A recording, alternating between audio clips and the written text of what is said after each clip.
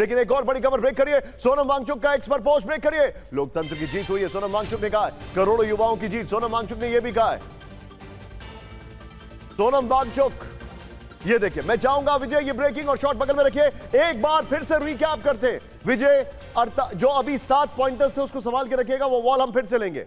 विजय, ये जो अभी हमने 7 पॉइंटर चलाए थे, ये नहीं, अभी जो सोनम वांगचुक का, ये देखिए, पेपर लीक कानून की विस्तृत जानकारी, असर, यहां पर पेपर लीक मामलों की जांच के लिए एसटीएफ, वर्षों तक लटकने वाली जांच पर लगाम लगेगी। नेक्स्ट देखिए, आगे देखिए, यहां पर दोषियों को 5 से 10 साल की जेल होगी।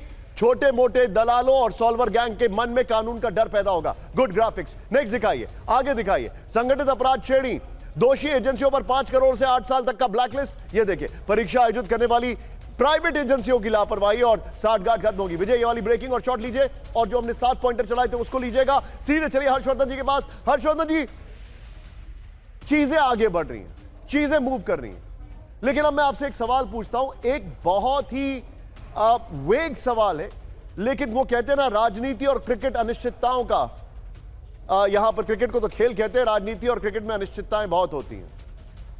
सर, अब मैं बोलता हूं कि ये बात हो गई, धर्मेंद्र प्रधान का इस्तीफा हो गया, कानून में रिफॉर्म्स आ गए, क्या गारंटी है कि कल मंडे को, परसों मंडे को सरकार ये नहीं कहे कि राम मंदिर पर बहस चाहिए और इस पर भी हमें इस्तीफा चाहिए, ये सरकार नहीं, विपक्ष कहे तो, देन व्हाट विल हैपन? नहीं, देखिए निशान भाई, पहली बात तो ये कि राम मंदिर का जो चढ़ावा चोरी है वो नीतिगत मुद्दा नहीं है, इसको समझना होगा जरा। जो बच्चों की परीक्षा से जुड़ा, पेपर लीक से जुड़ा, शिक्षा के सुधार से जुड़ा मसला है, ये नीतिगत मसला है। राम मंदिर में चढ़ावा चोरी जो हुई है, ये एक अपराध हुआ है, कानूनी तौर पर है, उसमें न्यास जो जिसकी उसकी जवाबदेही तय करनी है वो है।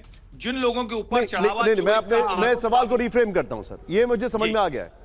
मेरा सवाल ये है कि how much and how far will you stretch, क्योंकि देश को चलाने की जिम्मेदारी खाली सत्ता पक्ष की नहीं, विपक्ष की भी है, और विपक्ष का बहुत कंस्ट्रक्टिव रोल होता है, बहुत ज्यादा। जाहिर तौर पर ये जो अभी फैसले लिए गए हैं उसमें विपक्ष का एक बहुत कंस्ट्रक्टिव रोल है, ये मैं मानता हूं, लेकिन मेरा सवाल यह है कि अब तो संसद चलानी चाहिए ना, अब तो कुछ होना चाहिए, चीजें मूव करनी चाहिए। 28 बिल पेंडिंग पड़े हुए हैं, बहुत बड़े बिल्स हैं। बिल्कुल निशान भाई, मुझे लगता है सबसे महत्वपूर्ण सवाल आपने पूछा है। देश अब चाहेगा कि सत्ता पक्ष और विपक्ष शिक्षा सुधार के मसले पर बड़ी चर्चा करें।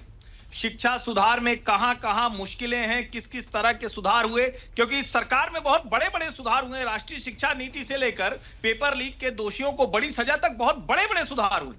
उन एनटीए तक एक सुधार था, उन सुधारों में जो गड़बड़ी आई है उसके आधार पर जो भी गड़बड़ियां हैं, उन लूप होल्स को कैसे दुरुस्त किया जाएगा, कैसे ठीक किया जाएगा, ये सबसे बड़ा प्रश्न है। और इस प्रश्न का उत्तर कहां मिलेगा? सदन के पटल पर। मुझे लगता है कि विपक्ष की भी अब जिम्मेदारी है कि वो लोकसभा और राज्यसभा को चलने दे और वहां चर्चा करके समाधान निकाले। अंडरस्टूड। अब मैं कॉन्स्टिट्यूशनल क्लब में जो बैठक चल रही है उस खबर में जो लेटेस्ट हिल्स आए हैं, वो खबर और लेटेस्ट हिल्स के साथ उस खबर को मुझे तुरंत तैयार करके दीजिए।